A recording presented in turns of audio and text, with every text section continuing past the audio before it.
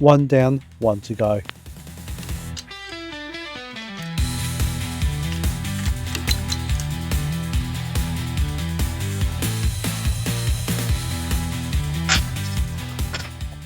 With the exterior hang-ups all sorted, we're on the top, cracking the cam hold bolts loose incrementally to avoid any twisting of the shafts. Everything on the top here needs to be catalogued carefully. If you're going to do it at home, make sure you've got a few trays handy. Everything needs to go back in the same order. So that means all the caps, all the shims, anything like that needs to go exactly where it once lived. You need to rotate the engine so it's top dead centre. This exposes the two bolts either side for the cam gears. Once you've removed these, you need to rotate it another 360 so you can expose the other two. Makes it a lot easier to remove. It's time to take the tension off the chain. Do this by pushing down on the chain, then locking it off.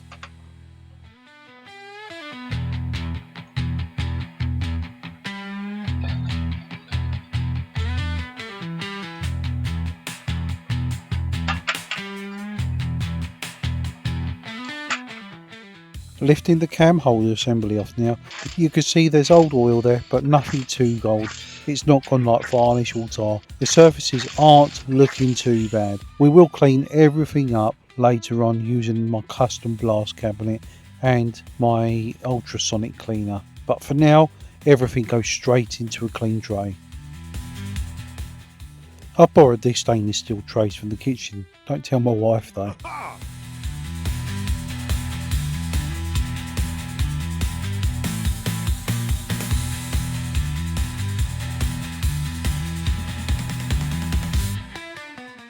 Now we can take the chain off and the sprockets and slide the camshaft out. Take your time here, do not let that cam chain drop to the bottom of the case just yet. Inspect all lobes as they come out. You do not want any severe pitting or scoring. Ours hasn't got any markings on it, so that's a huge win for us.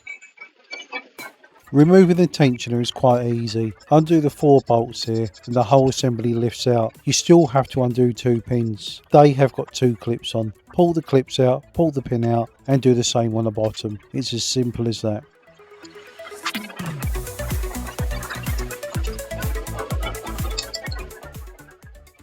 This engine does have hydraulic tappets, and when you're taking it to bits you need to put it in order so you know how it goes back. Although it probably could go back in a different order, but it's good practice to keep everything together so it goes back into the same place after.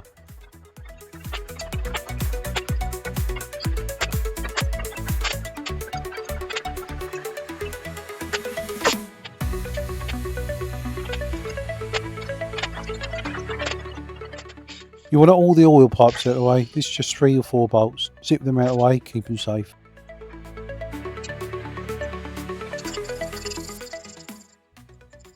So now we're working on the inlet side. The rubber carb boots are absolutely rock hard. They need replacing anyway. So we're just spinning the clamps off, clear out the path, get them out of the way. Number 4 is absolutely shocking. There's a huge chunk missing off the bottom.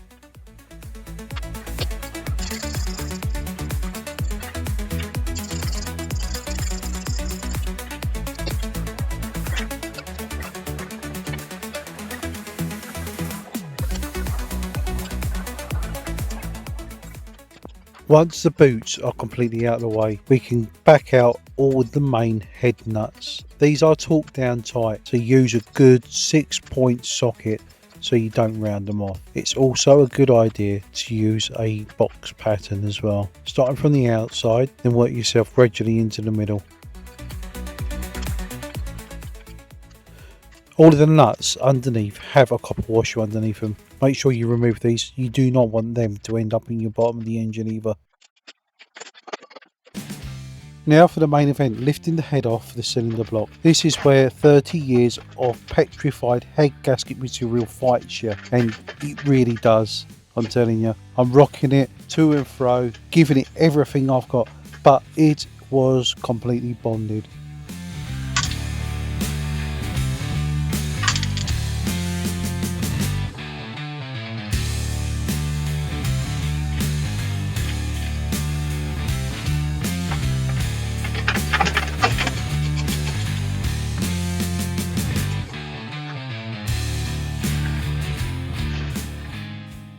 As you can see, I'm still rocking it to and fro. I'm still not getting much luck.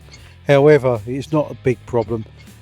I didn't realise that one part of the gasket was stuck on the dowel underneath, and the other one, the actual dowel come off and got stuck on the head.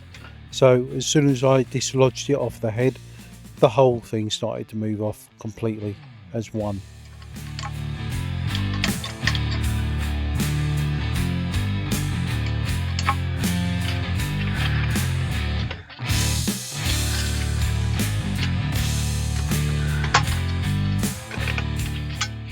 Time to stop wrestling and to be smart. If you stuck here, do not drive a screwdriver in between the mating services. You'll come and score the aluminium and guarantee a lifetime of oil leaks and combustion issues. Instead, locate a solid casting tab, use a heavy pry bar if there's enough space to do it, and give it a little bit of upward pressure. Give a couple of taps on the side using a dead blow mallet.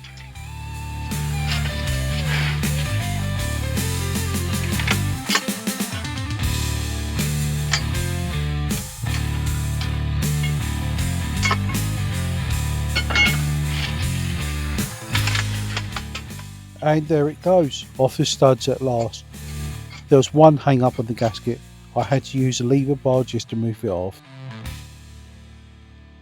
So off camera, I tried to wrestle with this cylinder for 4.5 hours. I ended up smashing my knee. I've done other things. I was not pleased. In the end, I gave up on the cylinder. I've ordered another one. It's coming from Germany. So it's going to have a new set of cases and a new cylinder with pistons. I would have liked to try to get the cylinder off and saved it, but it wasn't going to happen. And to be frank, I weren't spending much more time on it. All of the aluminium work on this will be vapor blasted using the cabinet I've assembled. That will be featured in a future video. But if you like this content, don't forget to subscribe and like to it. Thank you so much for your time and patience, and I'll see you next time.